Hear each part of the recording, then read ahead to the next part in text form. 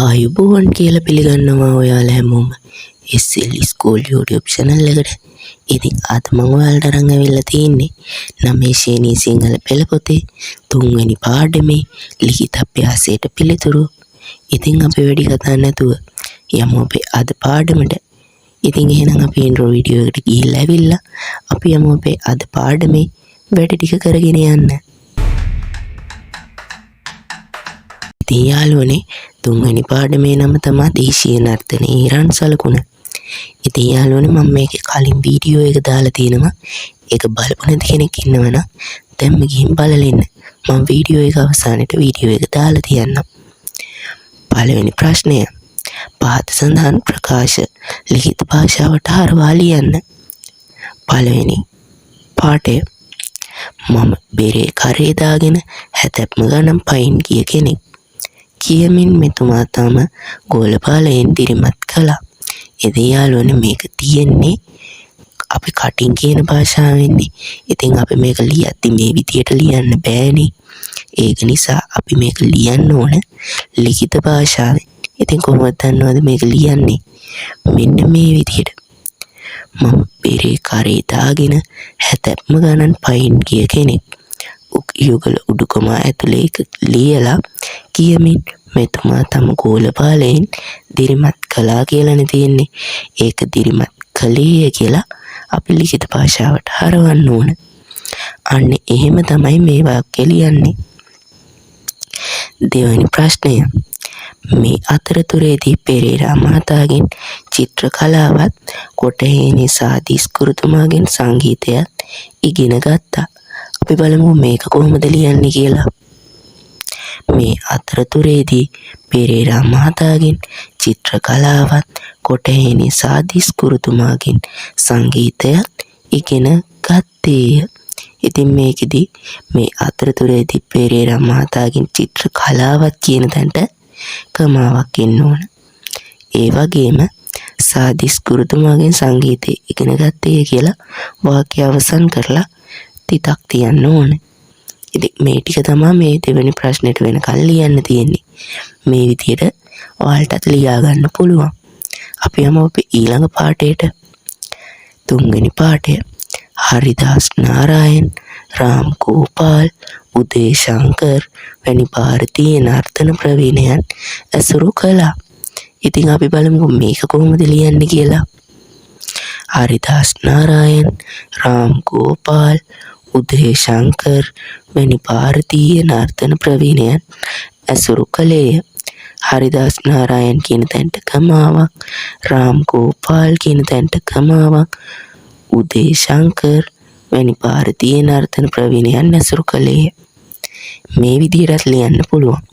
හරිදාස් නාරායන්, රාම් ගෝපාල් හා උදේ ශංකර් වැනි ಭಾರತೀය නර්තන ප්‍රවීණයන් ඇසුරු කළේ කියලා ඔයාලට ලියා ගන්න පුළුවන්. ඉතින් කැමති විදිහකට මේ දෙකෙන් ලියන්න පුළුවන්. අපි යමු අපේ 4 වෙනි පාඩේට. අද අපි මේ පවත්වන්නේ ඒ උතුම් කාර්යයයි. ඉතින් අපි දැන් බලමු මේක ලියන්නේ කොහොමද කියලා. අද අපි එම උතුම් කාර්යය පවත්වන්නේ මෙන්න මේ විදියට. ඒක අපිට වාක්‍යයක් විදියට හදලා ලියා ගන්න පුළුවන් වෙනවා. ඉතින් යාළුවනේ තවත් මතක් කරන්න දෙයක් තියෙනවා. අපේ වීඩියෝ එකට තාමත් ඔයාලා ලයික් එකක් දාලා නැත්නම් දැන්ම ගිහින් වීඩියෝ එකට ලයික් එකක් දාලා ඒ වගේම දැන්ම අපේ channel එකත් subscribe කරලා එකතු වෙන්න කියලා මතක් කරනවා. මොකක් හරි දෙයක් තේරුන්නේ නැත්නම් අපහැදිලි නම් අනිවාර්යයෙන්ම කමෙන්ට් එකක් විදියට දාන්න. අමතක කරන්නත් එපා. එහෙනම් අපි යමු අපේ ඊළඟ ප්‍රශ්න වලට. ගුවන් විදුලි සංස්ථාව විවෘත කරන අවස්ථාවට මගුල් බෙර වාදනය කරන්නටත් අවස්ථාවක් ලැබුණා. මොකද්ද බලමුකෝ පිළිතුරු විදියට ගන්නෙ. ගුවන් විදුලි සංස්ථාව විවෘත කරන අවස්ථාවට මගුල් බෙර වාදනය කරන්නට අවස්ථාවක් ලැබුණා කියලා තියන්න බෑනේ. මොකද මේක වෙලා ඉවරයිනේ. ඒක නිසා ලැබුණේ කියලා අපිට ලියන්න පුළුවන්. ඉතින් යාළුවනේ අපි යමු ඊළඟ ප්‍රශ්න වලට. මේක නම් තියෙන්නේ යුගල පද කියන කොටසෙන්. මේක නම් හරිම ලේසි කොටසක්. මේකත් ලිඛිත අභ්‍යාසයක්. ඉතින් යාළුවනේ අපි බලමු මේකේ හිස් තැන් ටික පුරවලා. පහත සඳහන් පාඨයේ හිස් තැන් වලට ගැළපෙන පද යොදා යුගල පද සම්පූර්ණ කරන්න. මේ කාමරයේ තියෙන මොකක්ද හිස් තැන්ට එන්නේ? කමෙන්ට් කරන් යන්න බලන්න. ලට්ට ලොට්ට ආස් හිස් තැනක් කරලා ඔය සේරම. ඉතින් මොකක්ද හිස් තැනට එන්නේ? ඔයාලා දන්න දෙයක් තමයි මෙතෙන්ට එන්නේ. පස් කරලා ඔය සේරම රොඩු ඉතුරු තැන හිස් තැනට එන්නේ. බොඩු පුච්චන දාන්න. මට වත්ත හිස් තැනක් සුද්ධ හිස් තැනක් කරන්න තියෙනවා. මොනවද මේ හිස් තැන් වලට එන්නේ? වත්ත පිටිය සුද්ධ බුද්ධ නැත්නම් සුද්ධ පවිත්‍ර කරන්න තියෙනවා. ඉතින් යාළුවනේ පවිත්‍ර කිව්වම ළඟම ඉන්න යාළුවා නෙමෙයි පවිත්‍ර කියන්නේ පිරිසිදු කියන වචනයට තවත් සමාන පදයක්. සුද්ධ පවිත්‍ර කියන්නත් පුළුවන්. සුද්ධ බුද්ධ කියන්නත් පුළුවන්.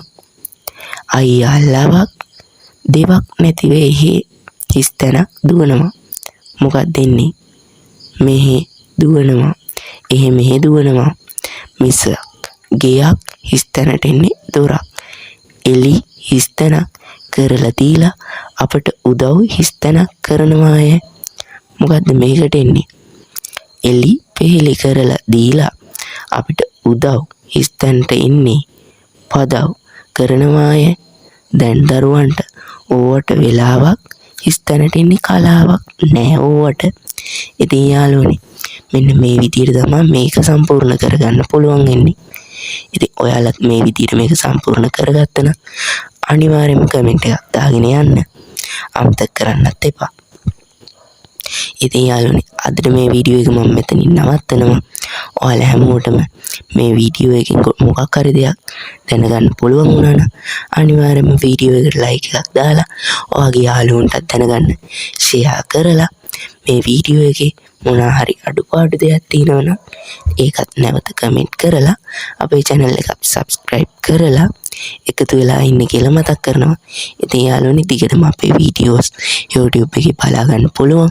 මෙම වීඩියෝ එකේ අන්තිමට කරපු පාඩම තමයි මේ පාඩම. ඉතින් මේකේ කලින් කොටස මේ වීඩියෝ එක අවසානයේ වෙද්දී ඔයාලට බලා ගන්න පුළුවන් වෙනවා. එහෙනම් ඒ කොටසත් බලලා ඔයාලා දිගටම අපේ channel එකත් එක්ක එකතු වෙලා ඉන්න. එහෙනම් අපි අදට ගිහින් එන්න. ඔයාලා හැමෝටම සුබ දවසක්.